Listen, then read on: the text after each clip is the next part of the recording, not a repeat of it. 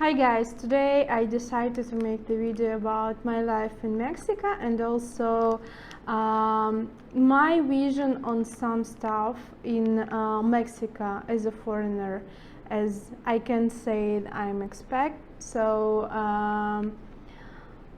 for now I'm tourist who's trying to live in Mexico, and I know that, for example, for me Mexico was like very poor country, like no civilization and drugs, that's it.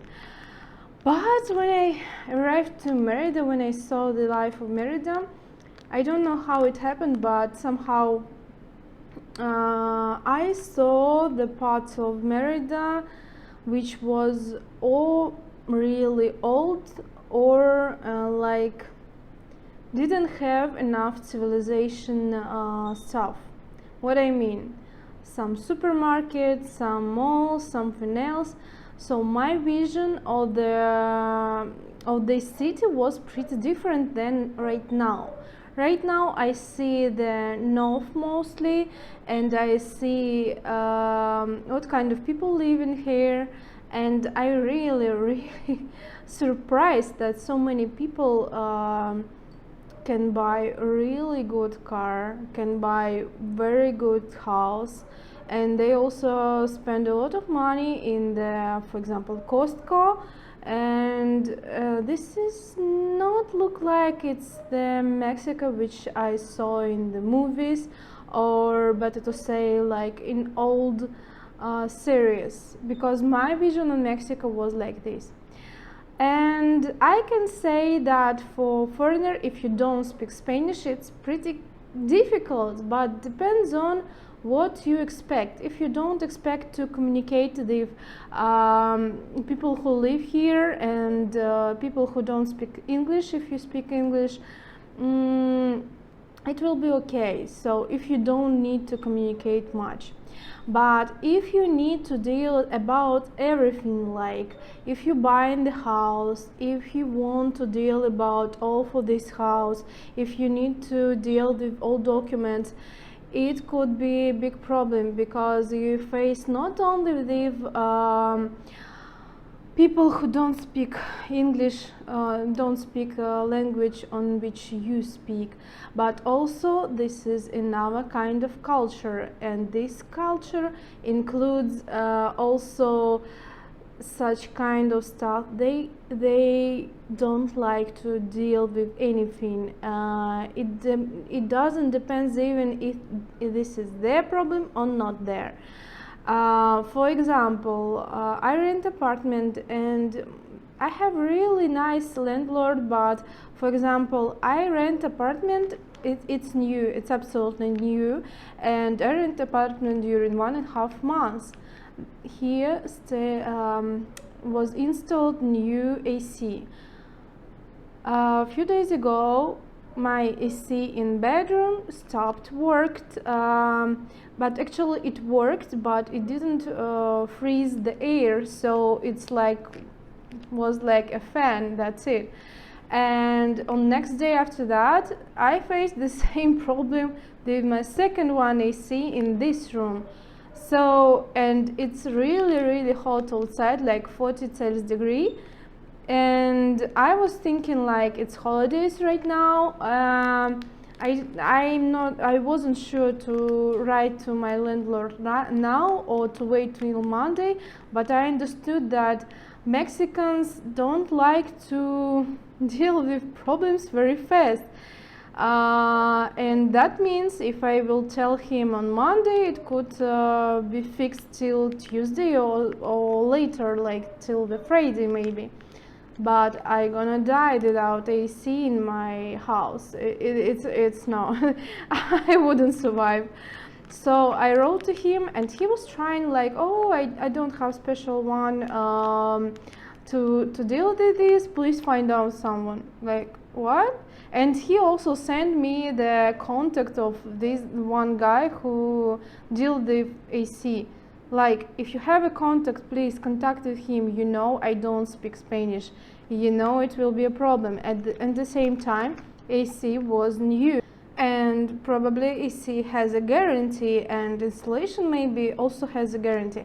I don't know how it works in Mexico. I just think like it works in Russia. You have some guarantee on the service, and you have guarantee on the product. I mean. So if I will ask someone to deal with this and it will fix something, guarantee will gone, because the period of guarantee was, and you had to deal with the company who produced it or who performance them on such stuff. So he said, okay, I will deal, and I hope today I will get the guy who will fix me everything. But I have the big problem in our company. This is SmartFit, and I will make the special video about this situation, because it's absolutely not okay. And the service, I wondered, because as you know, this company is American and this is big chain. So I thought they know how to communicate with their customers, and customer service have to be very, very good, but not. It's absolutely not acceptable what they answered to me, and I will describe this story in an hour video, I hope soon. And I also see like they not always want to deal the problems which they created mostly. So it could be a problem. But the second thing which I can say, it's for example in supermarket or in malls, sailors, they don't speak English, so you can't communicate if you need some consultation. At the same time, it's very funny for me, because about 75% of taxists, like cabmen, speak English, and very nice. And I was thinking like, why the salary of taxis is much more than of sailors, or something going wrong. Like it's very strange for me. So I can say that here in Yucatan, especially in Merida, where I'm living, pretty safe. And we all know that Mexico is the drug capital or something like this, and we also know some news about killing people and some confrontation of different bands, or it's not safe. Like it's absolutely not safe. But here, Yucatan, Merida, it's very, very safe, and you can walk even at night, and nothing will happen.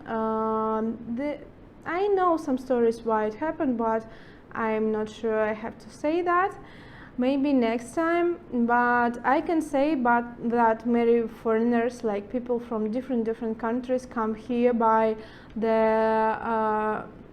some apartment or houses or fazenda, for example, and live here because it's very safety and at the same time cheaper than in their country. So if the language is not problem for you, or you know how to handle this, actually Mexico could be an option for you. But also depends on you, what are you looking for. As I know, for example, the education in Mexico very nice, and many people, especially for example Russians who study here, they say like it's really great education, and they really like it, but it's not easy. You need to know that too. So about for example the medicine, I also heard like it's good quality, and some Americans came here to get the surgery or some kind of medicine help, and they prefer to come here for this. So this was my small description about living in Mexico, and I hope you like it. Thank you. Bye.